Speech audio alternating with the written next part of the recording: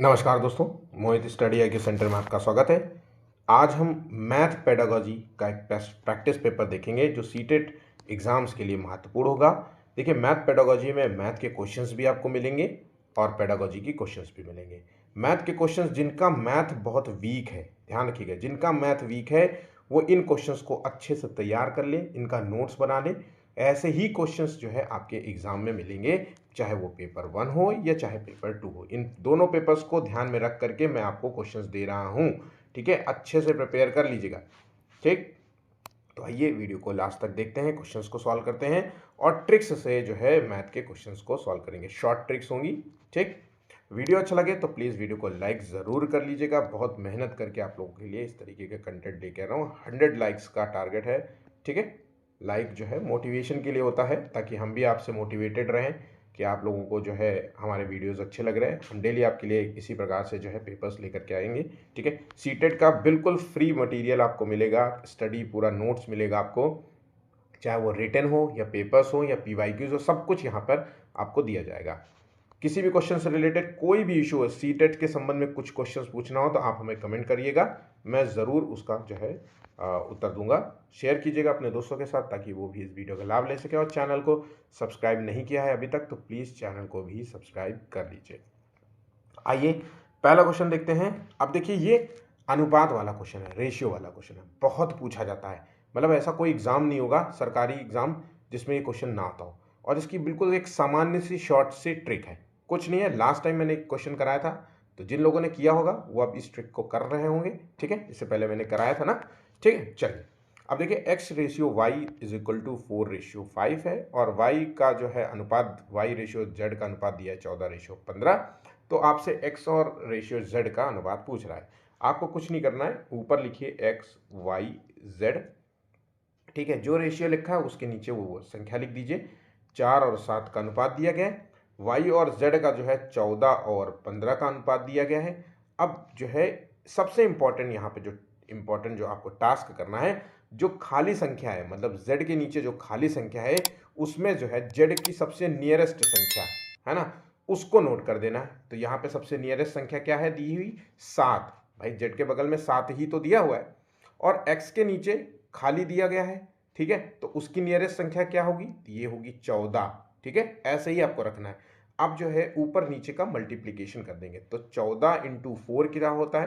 तो 14 चौको 56, 14 सत्ते 98 और 15 सत्ते 105, ये इसका रेशियो होगा। अब पूछ रहा है x और y का अनुपात, मतलब 56:105 इसका आंसर है। चूंकि ऑप्शंस में 56:105 नहीं दिए गए, तो इसका मतलब है कि यहाँ पे ये संख्या कटेगी। तो यहाँ पे देखिए,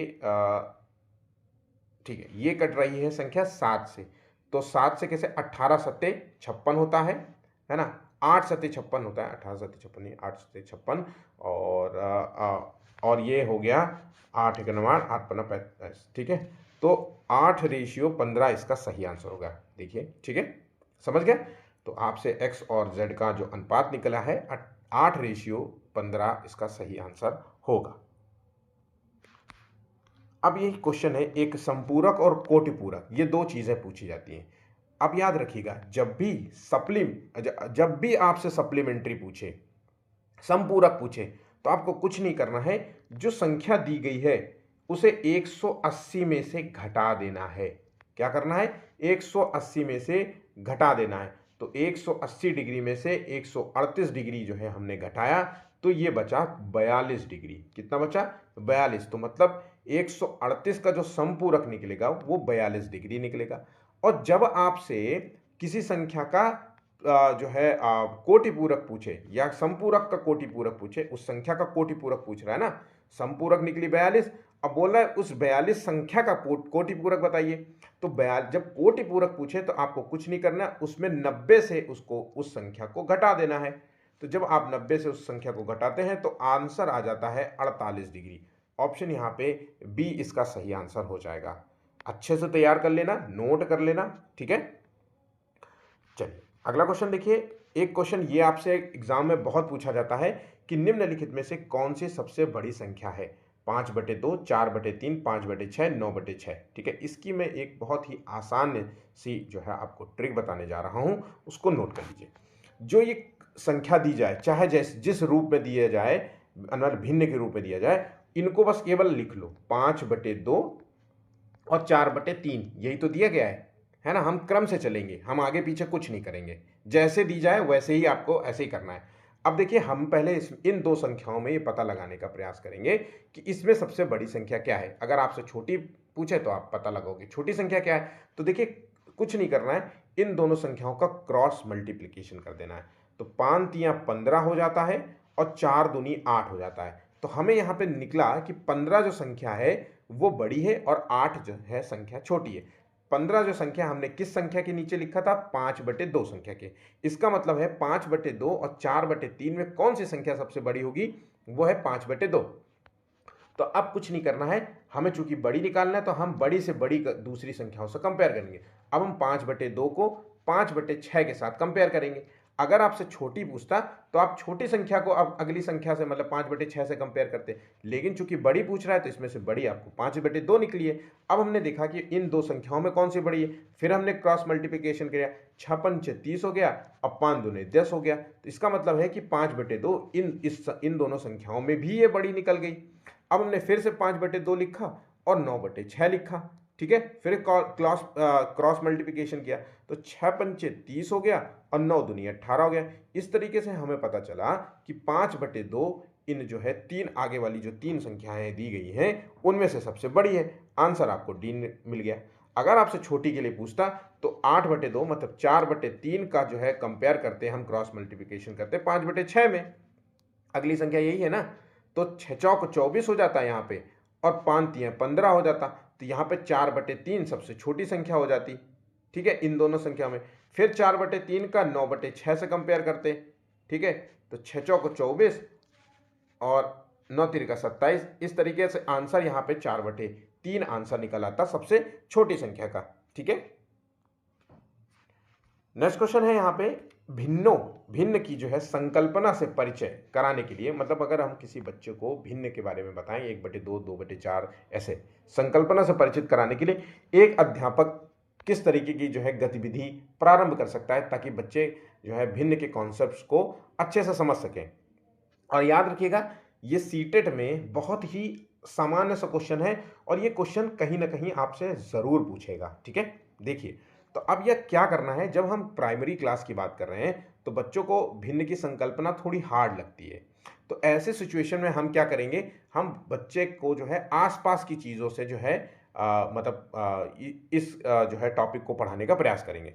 जैसे हम क्या करेंगे कि केक के आधा हिस्सा कर देंगे, फिर आधा हिस्सा कर देंगे, फिर हम उसको बताएंगे कि ये हिस्सा, ये कितने हिस्से हो गए, 1 2 3 4, तो ये पूरा एक केक का 1/4 है। ठीक है, ये पूरा हिस्सा 1/4 हुआ। ऐसे ही करेंगे, पेपर्स को जो है हम फोल्ड करना सिखाएंगे। तो यहाँ पे देखिए, उसका आंसर जो दिया गया है, उनके आसपास की वस्तुओं के भिन्नात्मक जो है भागों की पहचान कराकर। ऑप्शन यहाँ पे डी इसका सही आंसर होगा। विभिन्न भिन्नों के अंश और हरों की पहचान कराकर नहीं, एक संख्या रेखा पर भिन्नों को ज्ञात कराकर नहीं, भिन्नों को जो है ए और बी के 1/b मतलब 1/2 3/4 इस तरीके के फॉर्म में लिख करके नहीं। ठीक है, आंसर हो गया ऑप्शन डी। ठीक है, अब एक क्वेश्चन आपसे पूछा जाएगा सीटेट में रोमन संख्या का। अब देखिए, हम सबको 1 से 10 तक की रोमन संख्या सबको पता है कि भाई 1 को 1 कहते हैं, 2 को 2 कहते हैं, 3 को 3 कहते हैं, इस तरीके से 4 को हम ये कहते हैं, फिर 5 को हमने ये कहा। ठीक है, 6 को हमने क्या कहा, इसके आगे एक डंडी लगा दी है, 7 फिर 2 डंडी लगा दिया, 8 फिर 2 डंडी लगा दिया, है ना, 3 डंडी है। फिर 8 के बाद क्या आता है, 9, और ये हो गया नेक्स्ट जो वैल्यू है वो है 10। ठीक है, ये हम सबको पता है। तो यहाँ पे ध्यान रखने की ज़रूरत है, 5 का जो ये है सिंबल होता है ये V होता है और ये 10 का सिंबल होता है X होता है। ठीक है, जब हमने देखा कि 4 संख्या हमें लिखनी है तो हमने 5 में से 1 घटाया, मतलब 5 में 1 घटाया, तभी तो ये संख्या बनी है, तभी ये सिंबल बना है। वैसे ही 10 में हमने 1 घटा दिया तो वो जो है बन गया 9। अब ये दिमाग में आपको, ये तो सबको पता है। अब इसके आगे का क्या, इसके आगे बहुत सारे बच्चों को नहीं पता होता है और आपसे यही क्वेश्चन आपसे एग्जाम में पूछेगा। तो आपको सिंबल कुछ नहीं, आपको याद रखना है, अगर आपसे 50 का पूछे, 50 का पूछे तो आपको 50 का जो सिंबल होता है वो एल होता है। क्या होता है? एल होता है सिंबल। और आपसे पूछ रहा है 64, तो देखिए पहली बात तो 50 का एल हो गया और प्लस जो है 60 10 और करना है तो मतलब एल प्लस एक्स हो गया, यहाँ पे हमने नोट कर दिया। फिर उसके बाद 4 है तो प्लस आई और वी लिख देंगे। तो यहाँ पे देखिए आंसर हो गया L X I V, answer हो गया ऑप्शन सी। अब मैं आपको सारी चीज़ें बता देता हूँ कि देखिए 50 को आपको नोट कर लो, फिर से बोल रहा हूँ, इसको कहेंगे एल, ठीक है। और 100 जब पूछे तो आपको कहना है सी, आपका मतलब सिंबल है सी। तो अब आपसे 90 पूछे, ठीक है, तो 90 पूछेगा तो 50 प्लस 40 होगा, तो मतलब 50 में एल होगा और 10 10 करके आपको आगे बढ़ना है, मतलब एक्स एक्स एक्स एक्स, ऐसे आंसर होंगे। 41 होगा तो इसके आगे एक और हो जाएगा, ऐसे समझ गए, ठीक है। ये चीज़ याद रखिएगा। जैसे 26 का क्या होगा, अब 26 का जो रोमन जो संख्या है वो क्या होगी, तो भाई ये तो 20 होता है, 20 प्लस 6 है, यही तो लिखा है। तो 20 मतलब x और x मतलब 10 और 10 20 हो गया। और 6 का क्या वैल्यू है, v और i, यही तो वैल्यू निकल के आई है, आंसर हो गया। अब मुझे कमेंट करिएगा कि 31 का जो है रोमन वैल्यू क्या होगी, कमेंट कीजिएगा 31 की रोमन वैल्यू क्या होगी, ठीक है। चलिए नेक्स्ट क्वेश्चन है, एनसीएफ नेशनल करिकुलम फ्रेमवर्क 2005 के अनुसार निम्नलिखित में से कौन से विषय जो है प्राथमिक विद्यालय में गणित पाठ्यक्रम का हिस्सा नहीं है। ये एक क्वेश्चन बहुत ही इंपॉर्टेंट क्वेश्चन है, आपको ये पता होना चाहिए कि प्राथमिक कक्षाओं में किन टॉपिक्स को नहीं पढ़ाया जाता है। तो ध्यान रखिएगा, प्राथमिक कक्षाओं में चौपड़, सममिति, प्रतिरूप पढ़ाया जाता है, लेकिन जो अनुपात है ये जो है प्राथमिक कक्षाओं का जो है पाठ्यक्रम का हिस्सा बिल्कुल नहीं माना जाता। ये उच्च स्तरीय क्लास में, मतलब 1 से 5th के बाद जब क्लासेस लगती है ना, वहाँ पे ये पढ़ाया जाता है, ठीक है। तो याद रखिएगा ऑप्शन यहाँ पे डी इसका सही आंसर होगा, ठीक। यदि एक वस्तु का क्रय मूल्य विक्रय मूल्य दिया गया है 4:5 के अनुपात में और उनका लाभ क्या करना है, तो देखिए कॉस्ट प्राइस और सेलिंग प्राइस ये दो चीज़ें होती हैं। अगर कॉस्ट प्राइस ज़्यादा है और सेलिंग प्राइस कम है तो इसका मतलब है कि व्यक्ति को लाभ हुआ है। अगर कॉस्ट प्राइस कम है और सेलिंग प्राइस ज़्यादा है, कॉस्ट प्राइस ज़्यादा है, मतलब मेरी बात समझना, 100 अगर कॉस्ट प्राइस है और सेल किया 90 रुपए में तो इसका मतलब है कि इसको लॉस हुआ है। अगर 90 रुपए की प्राइस है और इसको 100 रुपए में बेचा है तो इसका मतलब है कि प्रॉफिट हुआ है 10 रुपए का। बात यहाँ समझ गए, बस यही चीज़ समझाने के प्रयास करूंगा। तो कॉस्ट प्राइस यहाँ पे दिया हुआ है, सेलिंग प्राइस यहाँ पे दिया हुआ है, 4 और 5 है, इन दोनों के बीच का जो अंतर है यही तो लाभ और हानि है। तो 4 और 5, 4 रुपए में खरीदा और 5 रुपए में बेचा, इसका हम कह सकते हैं कि 1 रुपए का उसे लाभ हुआ। और हम जब भी हम लाभ का प्रतिशत या हानि का प्रतिशत निकालते हैं वो हम कॉस्ट प्राइस से निकालते हैं। तो 1/4 गुणे 100% में है तो 100 लिख देंगे। तो 4 दूनाई 8, 4 पंचे 20, तो इसका हम आंसर देंगे 25%। ऑप्शन यहाँ पे बी इसका सही उत्तर होगा। तो लाभ का प्रतिशत कितना होगा, 25, ठीक है। नेक्स्ट क्वेश्चन है, निम्नलिखित में से किसे जो है संरचनात्मक रचनावादी गणितीय कक्ष का लक्षण नहीं माना जा सकता है। तो देखिए रचनावादी जो है कक्षा जो होती है वो किस तरीके की होती है, आपको ये सब पता होगा। आपको मैक्सिमम बच्चों को ये पता होगा कि रचनावादी क्लासरूम कैसी होती है भाई, जहाँ पे बच्चों को एक्टिविटी कराई जाती है, जहाँ पे बच्चा स्वयं जो है अपने ज्ञान का निर्माण करता है, आसपास के जो है अन्वेषण से सीखता है, एक्सपेरिमेंट से सीखता है ना, किसी चीज़ का एक्सप्लोर करता है, खोज विधि द्वारा सीखता है, यही तो होता है। अब इसमें कौन सा इसका लक्षण नहीं माना जा सकता ये देखना है हमें। तो गणित के अधिगम में जो मैथ जब हम बच्चे को पढ़ाते हैं तो भाषा और संवादों की भूमिका पर उचित ध्यान जाना चाहिए या दिया जाता है। ये बात बहुत तर्क संगत है भाई। जब हम मैथ पढ़ाते हैं तो मैथ की अपनी एक भाषा होती है, और उसमें जो संवाद होते हैं, मतलब जो भी कम्युनिकेशंस होता है, उस पर हमें बहुत ज़रूरी है कि उस पर ध्यान दिया जाए। टीचर स्वीकार करता है कि दी गई अन्योन्य क्रिया जो क्रिया कराई जा रही है, वो विभिन्न विद्यार्थी अलग अलग प्रकार से सीखते हैं। अब टीचर ये जानता है कि भाई जो भी हम एक्टिविटी या जो टॉपिक हम पढ़ा रहे हैं, जिस जिस शिक्षण विधि से हम पढ़ा रहे हैं, उस विधि को समझने के लिए अलग अलग मतलब अलग अलग प्रकार के बच्चे हैं भाई क्लास में। तो ज़रूरी नहीं है कि वो पूरी जो है चीज़ें हर एक बच्चा समझ पाए। तो इसलिए हर एक बच्चे के लिए अलग अलग क्रियाएं होना बहुत ज़रूरी है। नेक्स्ट पॉइंट दिया गया है, प्राथमिक स्तर पर आकलन के लिए विषय परक जो है प्रकार की परीक्षा जो है का उपयोग किया जाना चाहिए। यहाँ पे आंसर जो जो गलत होगा रचनावादी क्लासरूम के लिए, कक्षा कक्ष का लक्षण नहीं माना जाएगा, वो है ऑप्शन सी। गणित और दूसरे जो सब्जेक्ट्स हैं उनके बीच में जो है संबंधों को उजागर किया जाए, जैसे मैथ में और साइंस में जो है एक दूसरे से जो है को रिलेटेड होता है ये, है ना। तो इसलिए इन अगर इसमें कोई भी टॉपिक ऐसा को रिलेटेड हो तो उसको समझाना चाहिए, बताना भी चाहिए कि भाई ये टॉपिक जो है साइंस में काम आएगा, ऐसे आएगा। बात यहाँ समझ गए? तो ऑप्शन सी यहाँ पे इसका सही उत्तर होगा, मतलब जो कि गलत है उत्तर, ठीक है। कक्षा 2 के छात्रों को 44 लिखने के लिए कहा गया, तो कुछ ने 404 लिख दिया। अध्यापक के रूप में आप इसको कैसे संबोधित करेंगे? अब देखिए बच्चे को 44 लिखने को कहा गया, अब वो क्या कर रहा है, उसने लिखा 404। तो हम यहाँ पे एक बात समझ गए कि भाई बच्चा अभी जो है उसको जो है जो मैथ की जो संख्याओं की स्थानीय मान होता है, स्थानिक मान जिसे कहते हैं प्लेस वैल्यू, उसकी समझ नहीं है अभी, है ना। उसी की समझ की कमी के कारण ये ऐसा हो पा रहा है। तो उसे कॉपियों में सही उत्तर लिख करके देंगे या लिखेंगे, इस तरीके की एक्टिविटी इसमें कारगर नहीं होगी। मूर्त पदार्थ से विनिमय नियम समझाएंगे, उनको जो है उस समूह में रखेंगे जहां जिसने सही लिखा है, या सही उत्तर प्राप्त करने के लिए कहेंगे। तो आंसर देखिए ऑप्शन बी इसका सही उत्तर होगा। मूर्त क्रियाओं के द्वारा हम जो है ये जो है नियम को हम समझाने का प्रयास करेंगे। अब मूर्त पदार्थ क्या है? तो मूर्त पदार्थ क्या होता है? जैसे हम अबेकस का प्रयोग करेंगे भाई। अबेकस जो है ये एक उपकरण है जिससे बच्चा मैथ की जो है स्टार्टिंग की जो है गतिविधियां होती हैं, है ना, उनको सीखता है। हम बेस 10 जो है इसका जो है प्रयोग करेंगे, ये भी एक उपकरण है। ब्लॉक्स वाली जैसे ब्लॉक्स का हम प्रयोग करेंगे, ठीक है। हम क्या करेंगे, हम जो है हम कर सकते हैं कि पेंसिल की जो है प्रयोग कर सकते हैं कुछ एक्टिविटी से। तो इन जैसी सामग्रियों का हम जो है उपयोग करके हम अवधारणाओं को समझाने का प्रयास करेंगे। बात यहाँ समझ गया, ऑप्शन बी इसका सही आंसर होगा। अब देखिए ये क्वेश्चन मैंने लास्ट टाइम भी कराया था।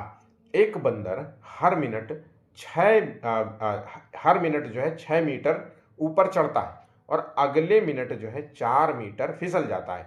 20 मीटर का खंभा उसे चढ़ने में कितना समय लगेगा? बहुत ही अच्छा क्वेश्चन है और बिल्कुल बहुत ही सिंपल क्वेश्चन है। अगर आपको ट्रिक नहीं पता है तो ये तो फिर आपसे नहीं होगा, ठीक है। अब क्या करना है, देखिए एक हमने देखा कि ये कह रहा है कि 20 मीटर का खंभा है, ठीक है, यहां तक तो समझ रहे होगे ना। 20 मीटर का खंभा है और बंदर ने यहां से चढ़ना शुरू किया, ऐसे ऐसे ऐसे चढ़ता रहा। पहले मिनट चढ़ा, 6 मीटर चढ़ा, लेकिन अगले ही मिनट जैसे ही उसने चढ़ने का प्रयास किया वैसे ही वो 4 मीटर जो है फिसल गया। तो हम ये कह सकते हैं कि भाई बंदर जो है 2 मिनट में कितना मीटर चढ़ा? 2 मिनट में 2 मीटर ही तो चढ़ा भाई। 1 मिनट में 6 मीटर चढ़ रहा है और अगले ही मिनट वो 4 मीटर फिसल जा रहा है, मतलब चढ़ नहीं रहा है। तो इसलिए हम कह सकते हैं कि 2 मिनट टोटल वो 2 मीटर ही तो चढ़ा, इसको घटा दिया हमने। अब ये बात याद रखने की जरूरत है कि जब वो 20 मीटर चढ़ेगा, तो मान लीजिए जब ऊपर चढ़ेगा फिर फिसलेगा, फिर ऊपर चढ़ेगा फिर फिसलेगा, फिर ऊपर चढ़ेगा फिर फिसलेगा, फिर ऊपर चढ़ेगा फिर फिसलेगा। तो जब ये किसी एक पॉइंट पे आएगा, जब बंदर एक पॉइंट पे आएगा, तो वो सीधा सीधा जब ऊपर चढ़ेगा तो मतलब 6 मीटर वो ऊपर चढ़ जाएगा। अब ऊपर चढ़ेगा, जब ये टॉप पे पहुंच गया, अपनी जगह पे पहुंच गया, तो उसे चढ़ने की जरूरत नहीं, तो मतलब वो फिसलेगा नहीं। तो हम कह सकते हैं कि जो ऊपर का सबसे 1 मिनट है, जो ऊपर का 1 मिनट है जिसमें वो 6 मीटर चढ़ रहा है, वो हम पहले से नोट कर लेते हैं। हर किसी को ऐसे ही करना है, ठीक है। ऊपर का सबसे पहले ऊपर से नोट कर लीजिए, ये जो संख्या है ये नोट कर लीजिए। अब हमने क्या किया, अब हमें बंदर को क्या करना है, 14 मीटर नीचे से ऊपर चढ़ना है, क्योंकि वो 6 मीटर तो ऊपर से 1 मिनट में चढ़ ही जाएगा जब फिसलेगा नहीं। अब देखिए 14 मीटर चढ़ना है, 2 मिनट में 2 मीटर चढ़ता है, इसका मतलब है कि जो है ये 14 मीटर मतलब 7 दूनाई 14, ठीक है। ये 7 से मल्टीप्लाई कर लेंगे तो 7 दोनों जगह 7 से मल्टीप्लाई कर लेंगे तो 7 दूनाई 14 हो जाएगा, ठीक है।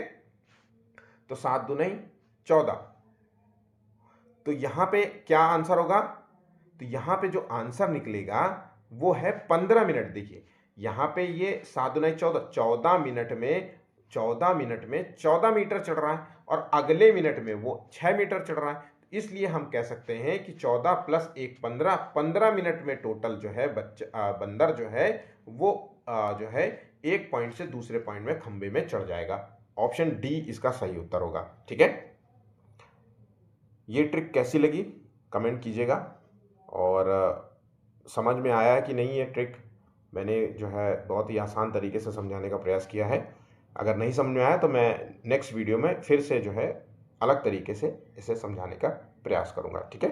चलिए इसको अच्छे से नोट कर लेना।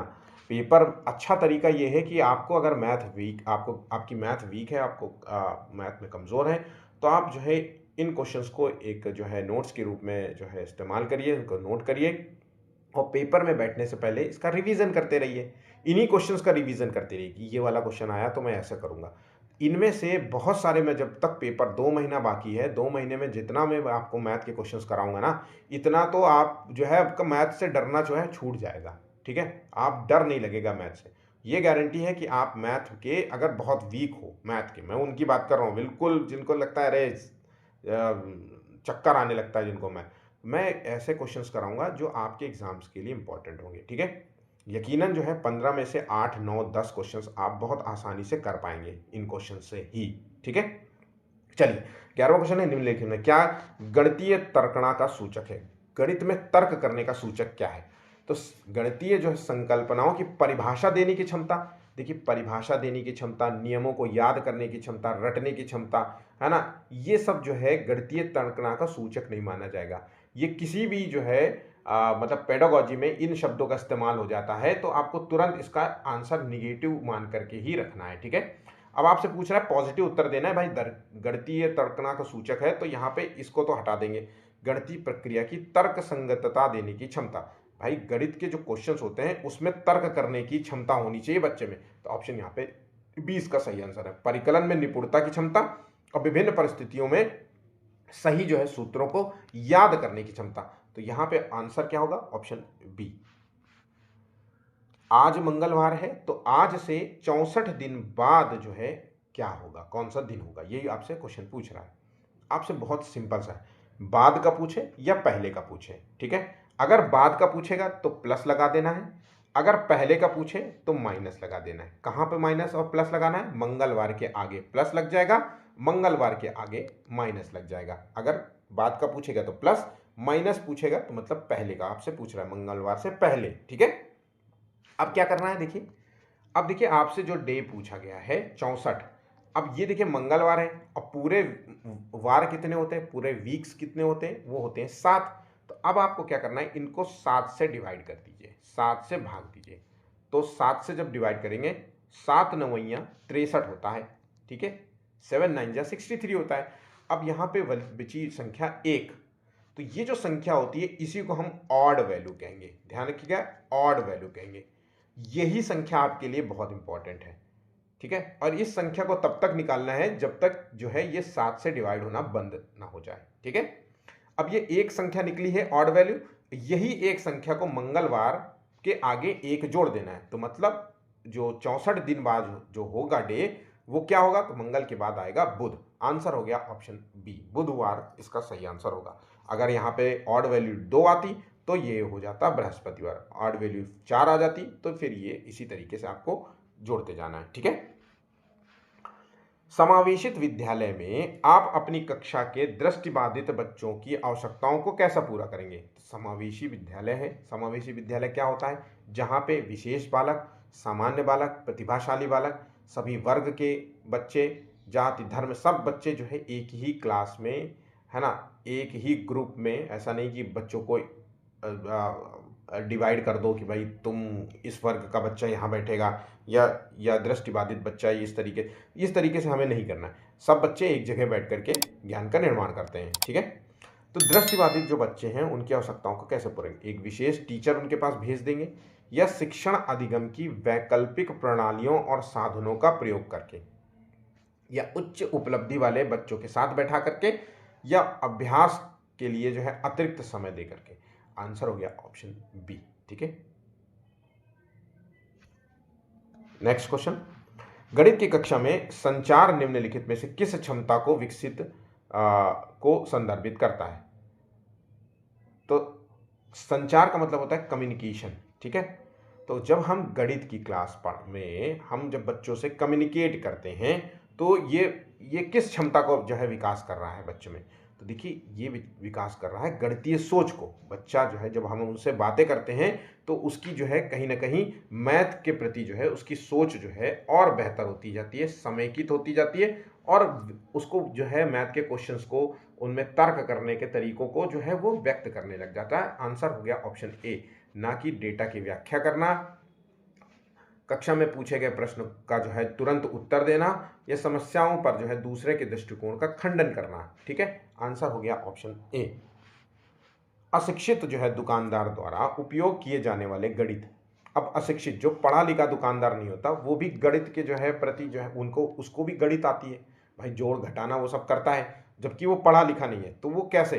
तो भाई बच्चों के संदर्भ में अगर हम बात करें, नेशनल करिकुलम फ्रेमवर्क और या रचनावादी जो दृष्टिकोण के अनुसार जो है टीचर क्या करेगा, वास्तविक और दैनिक जो है अनुभवों को, जो डेली जो अनुभव होते हैं उनको, और स्थानीय जो लोकल जो है जो ग्रामीण क्षेत्रों में या शहरी क्षेत्रों में जो स्थानीय गणितीय तरीकों को हम कक्षा में शामिल करने का प्रयास करेंगे। हम आंसर देखते हैं यहाँ पे। तो यहाँ पे देखिए आंसर जो ऑप्शन दिया गया है वो ऑप्शन सी है कि गणित की संबंधित समस्याओं को हल करने के लिए वैकल्पिक रणनीति के रूप में कक्षाओं में जो है शिक्षक द्वारा चर्चा की जानी है। वैकल्पिक रणनीति क्या होगी? वही मैंने बताया कि वास्तविक और दैनिक अनुभवों को क्लास में शामिल करेंगे, स्थानीय गणितीय तरीकों को हम क्लास में शामिल करेंगे और उससे बच्चे को सिखाने का प्रयास करेंगे। ऑप्शन सी।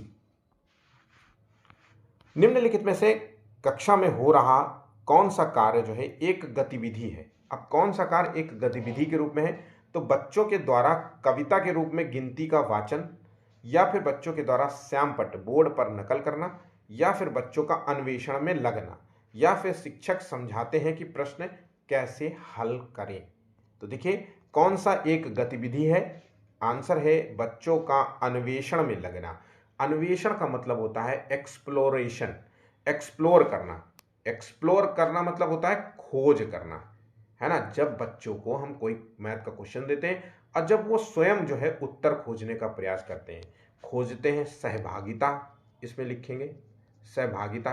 तो भाई अपने दोस्तों के साथ अपने ग्रुप्स में वो क्वेश्चंस पूछेंगे, अरे तुझे आया आंसर? नहीं आया यार, इसके बाद क्या होगा, इसके बाद क्या होगा, है ना। एक्सपेरिमेंट करेंगे, डिस्कशन करेंगे। इसके द्वारा जो है बच्चों को मैथ की जो है अवधारणाएं सिखाने का प्रयास करना चाहिए। तो ऑप्शन अन्वेषण जैसा शब्द जो है इसका मतलब ही है एक्सप्लोर करना, खोजना, है ना। इसको एक जगह नोट कर लिया गया। ये शब्द अगर इसका अर्थ पता है ना तो आंसर तुरंत बच्चों लगा दोगे आप। अगर आंसर का इसका मतलब नहीं पता है तो आंसर कैसे लगाओगे?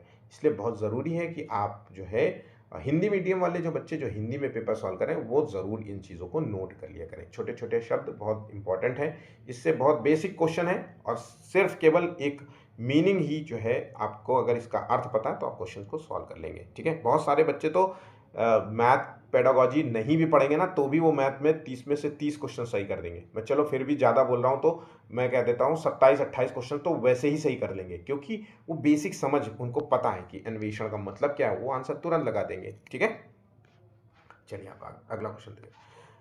पाइथागोरस प्रमेय को सिखाने के लिए एक टीचर ने, ठीक है, एक शीट वितरित की, A4 शीट दे दिया सबको, जिस पर समकोण वाले चार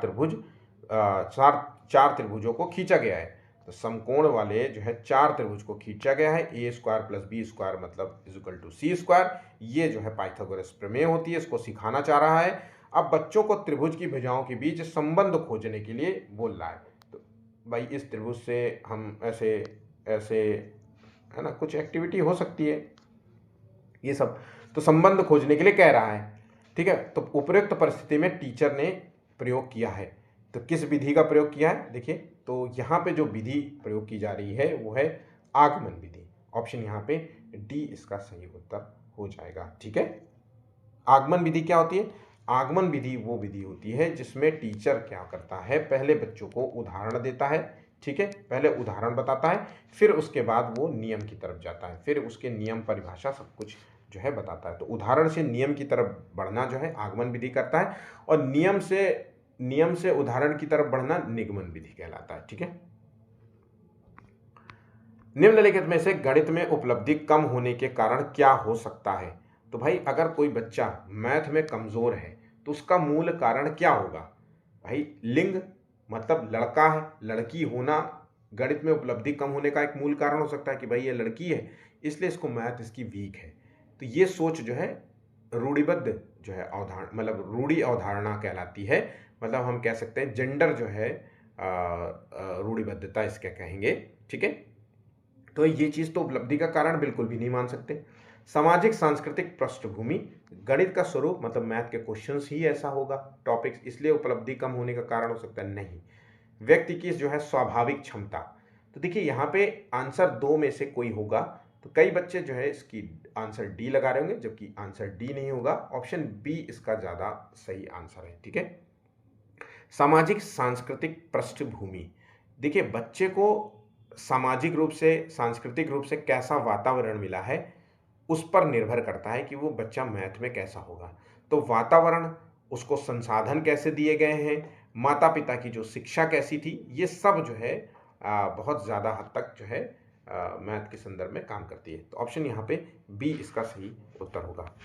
प्राथमिक कक्षाओं में बच्चों को गणित पढ़ाने के लिए बनाई जाने वाली पाठ योजना का निम्नलिखित में से कौन सा अति महत्वपूर्ण पहलू है? अब देखिए क्वेश्चन बहुत ही आसान सा है, इसका उत्तर देने का प्रयास करिए। तो बच्चों को पढ़ाने के लिए पाठ योजना बनाई गया है, उसमें सबसे ज़्यादा इम्पोर्टेंट क्या होगा? तो यहाँ पे देखिए, यहाँ पे अनुसरण करना, पाठ्यक्रम के अनुक्रम का, यहाँ पे गणितीय संकल्पनाओं को संरचनात्मक ढंग से प्रस्तुत करना। आंसर हमें मिल गया है, ऑप्शन बी इसका सही उत्तर होगा। सारे ऑप्शंस पढ़ा करिए, मैं आंसर अगर दे दूं तुरंत तो आप लोग चारों ऑप्शंस को ज़रूर पढ़ा करिए। ठीक है। ऑप्शंस पढ़ने से आपकी जो है सोचने और समझने की क्षमता बढ़ेगी, और आंसर्स को आगे चल करके 1 से 2 महीने में जब पेपर देने जाएंगे ना, तो आप क्वेश्चंस को पढ़ेंगे और तुरंत आंसर आंखों से तुरंत ही खोज लेंगे, है ना। ऑप्शंस को पढ़ने की भी ज़रूरत नहीं होगी, आप उन अक्षरों को तुरंत ढूंढ पाएंगे कि आंसर है क्या एक्चुअली। ठीक है। चलिए, पिछली बार जब सीटेट का एग्ज़ाम हुआ था फरवरी में, तो बहुत सारे बच्चों की यही कंप्लेन थी कि सर मुझसे क्वेश्चंस ही छूट गए, मैं क्वेश्चंस ही सॉल्व करता रह गया। इतने बड़े बड़े क्वेश्चंस आते हैं, होता उन क्वेश्चंस में कुछ नहीं है, लेकिन वो इतने बड़े क्वेश्चंस होते हैं जिनको पढ़ने में ही उनका समय निकल जाता है। मैं उनसे बार बार कहता हूँ कि ज़्यादा से ज़्यादा क्वेश्चंस को सॉल्व करिए, पहली बात। दूसरी बात, क्वेश्चंस को पूरा पढ़िए। तीसरी बात, जो क्वेश्चंस में कीवर्ड्स होते हैं उन पे डॉट डॉट या अंडरलाइन कर लीजिए, और उन कीवर्ड्स को अपने दिमाग में बैठा लीजिए कि इस कीवर्ड्स का मतलब क्या था। क्वेश्चन जब पूछा जाएगा तो कहीं ना कहीं कीवर्ड्स आपको ज़रूर मिलेंगे। ठीक है।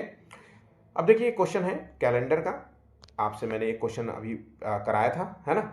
अब देखिए एक और क्वेश्चन करते हैं। 2 मार्च 2026 को बुधवार है, तो 17 मई जो है 2026 को कौन सा दिन होगा?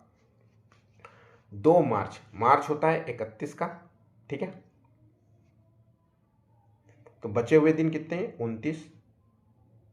मार्च के बाद आता है अप्रैल, बचे हुए दिन कितने हैं? 30। फिर मई में टोटल जो है 17 दिन है। अगर हम इन तीनों को जोड़ लेंगे तो टोटल डेज निकल आएंगे, तो वो कितने हैं? 76 डेज।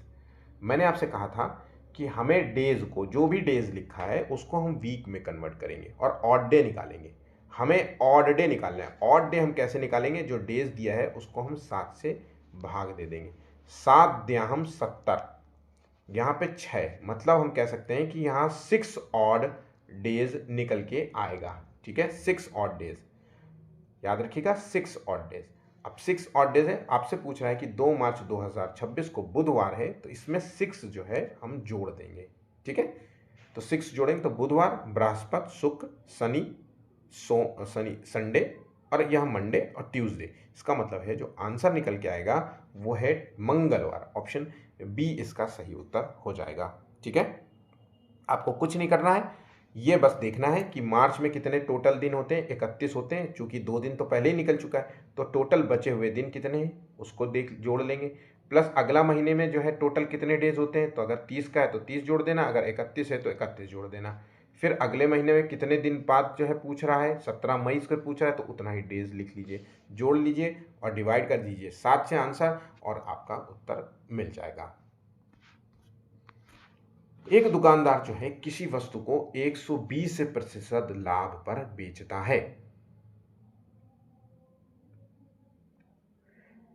यदि उस वस्तु का जो कॉस्ट प्राइस है 200 रुपए है, तो विक्रय मूल्य क्या होगा। अब पूछ रहा है, देखिए कॉस्ट प्राइस दे रहा है 200 रुपए, जब इसको 120% लाभ पर बेचेगा, भाई 120% लाभ का मतलब होता है लाभ तो 100% पे ही चेक करेंगे ना, तो 120% ही तो हुआ, ठीक है। 20% लाभ का मतलब 120, उसमें जोड़ देंगे 30% मतलब 130, 20% हानि भी बेचता है तो मतलब 20 80 हो जाता, ठीक है।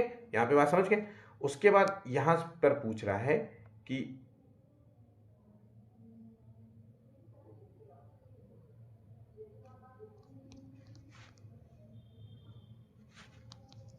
240, मतलब इसका जो सेलिंग विक्रय मूल्य सेलिंग प्राइस है वो 240 रुपए, मतलब 200 रुपए में खरीदा और 240 में बेचा, मतलब 40 रुपए का उसे मुनाफा हुआ, ठीक है। ऑप्शन डी इसका सही आंसर होगा।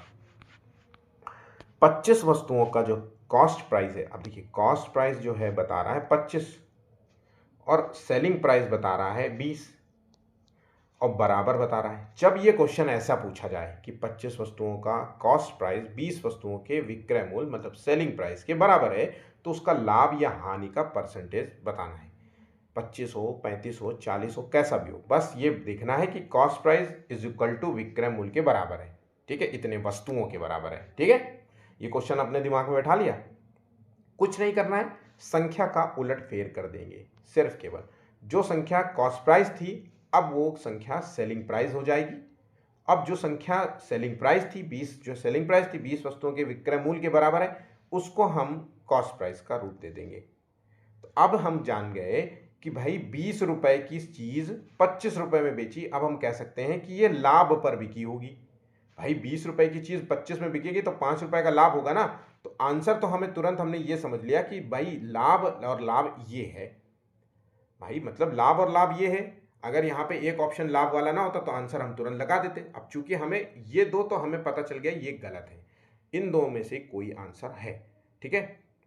तो आप क्या करेंगे भाई, 5 जो लाभ और हानि है उसके बीच का डिफरेंस और कॉस्ट प्राइस, हम कंपेयर तो कॉस्ट प्राइस से करते हैं इनटू 100, यही तो करना है।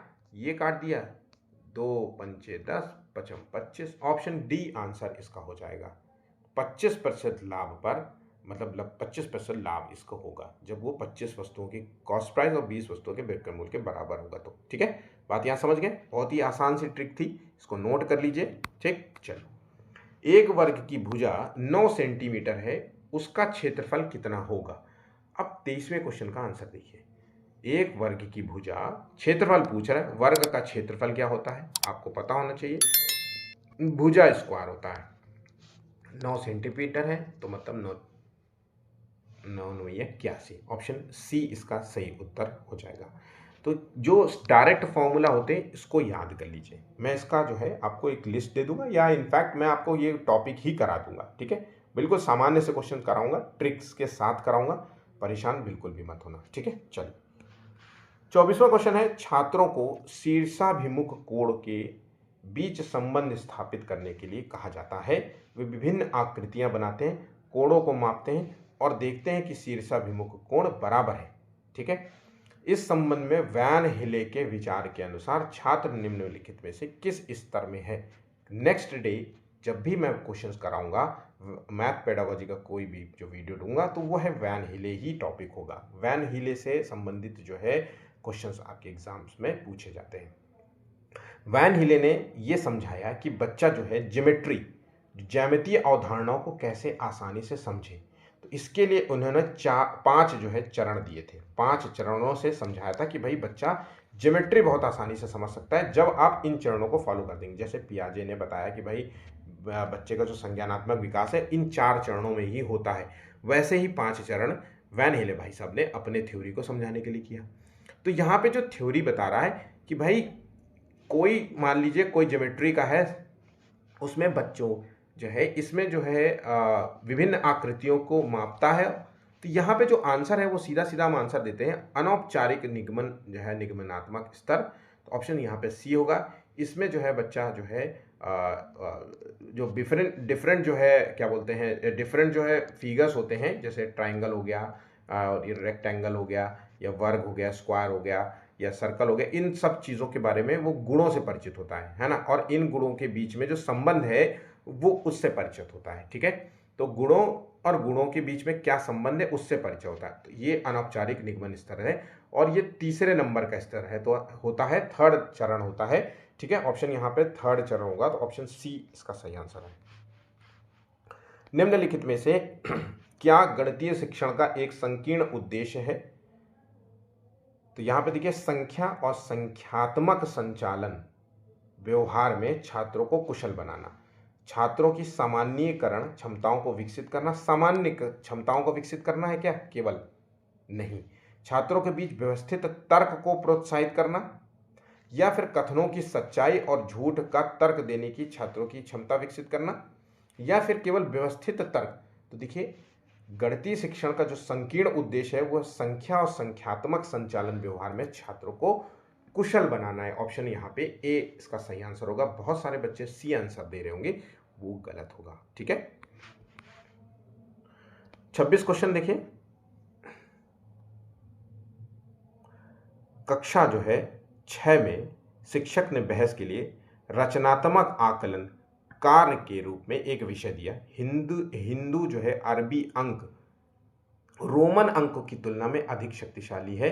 इस जो है रचनात्मक फॉर्मेटिव असेसमेंट जिसे कहते हैं रचनात्मक आकलन गतिविधि का उद्देश्य क्या आकलन करना है? ज्ञान, विश्लेषण, रचनात्मक और बोध। ठीक है, तो ये जो है ये देखिए दोनों के बीच में एक तुलना हो रही है, तो यहाँ पे हम कह सकते हैं विश्लेषण जो है गतिविधि का जो है आकलन हो रहा है। ऑप्शन यहाँ पे बी इसका सही आंसर होगा। ठीक है, तो कुछ इस प्रकार के क्वेश्चंस आपके एग्जाम्स में पूछे जाते हैं। मैथ पेडागोजी में मैथ आती है और मैथ पेडागोजी के क्वेश्चंस आते हैं। मैं आपको दोनों चीज़ें कवर कराऊंगा। ठीक है, तो आप हमसे जुड़ सकते हैं। वीडियो अच्छा लगा हो तो प्लीज़ लाइक शेयर ज़रूर कर लीजिएगा। चैनल को सब्सक्राइब नहीं किया है तो प्लीज़ चैनल को भी सब्सक्राइब कर लीजिएगा। धन्यवाद।